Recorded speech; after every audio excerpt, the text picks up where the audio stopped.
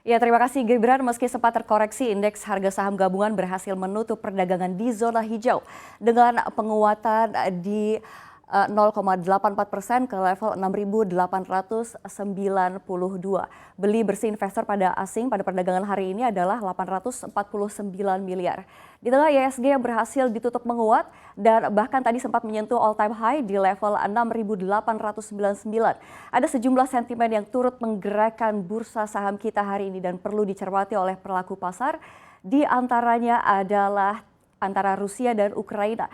Ya, tensi yang memanas terjadi di Rusia dan perbatasan Ukraina masih akan terus mempengaruhi sentimen pasar. Perkembangan terbaru adalah situasi memanas karena Rusia mengusir wakil Duta Besar Amerika Serikat Barclay Gorman.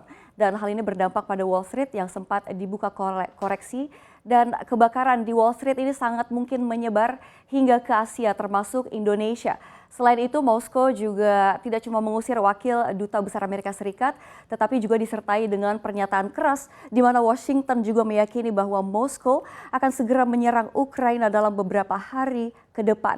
Dan pasar dan seluruh dunia tentu semakin dibuat cemas ya, sepertinya tentang ancaman Perang Dunia Ketiga yang belum juga sirna.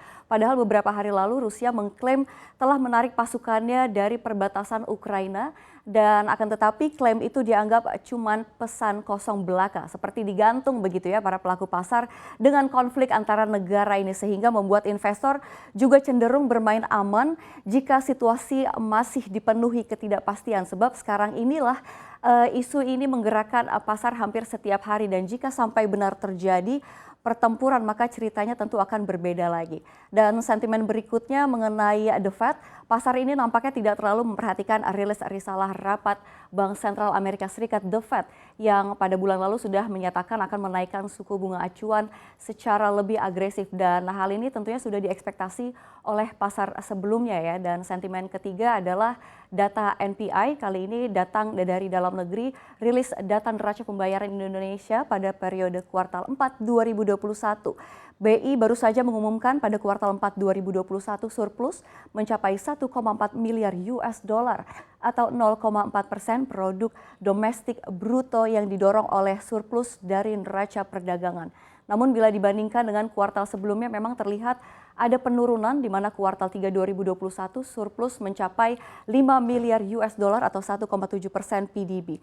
Bank Indonesia melihat penyusutan surplus karena adanya peningkatan impor sebagai wujud dari pemulihan ekonomi Indonesia sehingga NPI secara keseluruhan tahun 2021 ini mencatat surplus yang cukup tinggi mencapai 13,5 miliar dolar Amerika Serikat. Dan kabar ini tentu akan menjadi sentimen positif bagi rupiah juga ya sebab NPI utamanya adalah transaksi berjalan fundamental penyokong rupiah karena ini menggambarkan kekuatan ekonomi Indonesia dari sisi faktor eksternal. Namun untuk 2022 sepertinya transaksi berjalan akan kembali defisit di mana Bank Indonesia memperkirakan defisit transaksi berjalan tahun ini berada di kisaran 1,1 hingga 1,9% PDB. Dan lalu kita lihat untuk sektoral di sini ada infrastruktur yang menguat 2,3% dan juga teknologi 1,9% dan juga properti dan real estate ini menguat 1,4%. Ditambah perindustrian juga menguat 1,18%. Namun ada juga sektor kesehatan yang terkoreksi 0,15% dan transportasi logistik yang paling terkoreksi 1,0%. Dan sektor-sektor yang menjadi perhatian investor di tengah sentimen global diantaranya sektor perbankan dan juga sektor komoditas. Dan kita lihat dua bank kakap tanah air yakni Bank Mandiri atau BMRI dan Bank Sentral Asia Tbk atau BBCA di mana kedua bank ini menjadwalkan akan merombak susunan pengurus perseroan dalam rapat umum pemegang saham tahunan dalam waktu dekat ini. Seperti Bank Mandiri kita lihat akan melaksanakan RUPS pada tanggal 10 Maret 2022. Dan berdasarkan publikasi perusahaan terdapat 8 agenda yang akan dibahas dalam rapat tersebut. Selain mengesahkan laporan keuangan tahun buku 2021, juga Bank Mandiri juga akan menetapkan penggunaan laba dan Bank Mandiri juga akan merombak susunan pengurus yang akan habis masa jabatannya pada penutupan RUPS tahunan tahun buku 2021 untuk satu periode masa jabatan.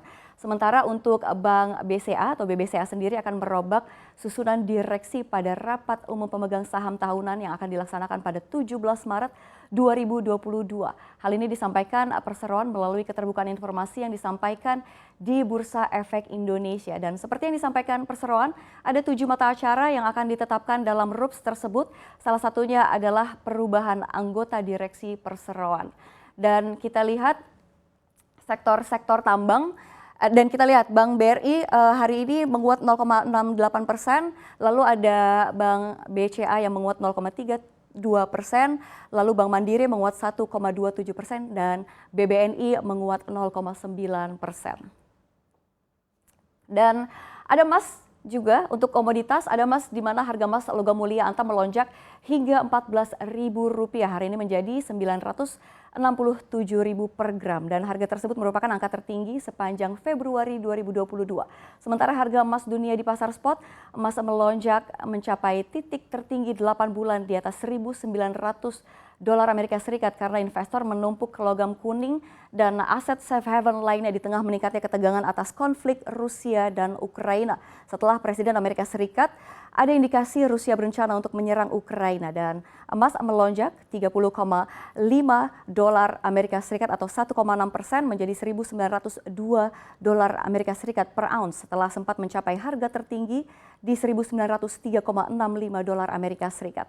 Dan kita lihat ada Antam, aneka tambang yang menguat di 7,46%, lalu ada Merdeka Cooper yang terkoreksi 0,26%, lalu J Resources yang terkoreksi 0,73% dan Bumi terkoreksi 0,58%. Dan diakui memang emas cukup menarik banyak investor di tengah mencari perlindungan karena mereka khawatir ya bahwa masih banyak ketidakpastian untuk situasi antara Rusia dan Ukraina.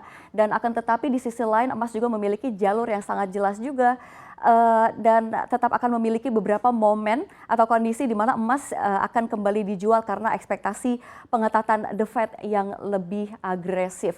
Dan itu tadi sentimen penggerak IHSG kita hari ini. Kembali ke Anda, Gibran.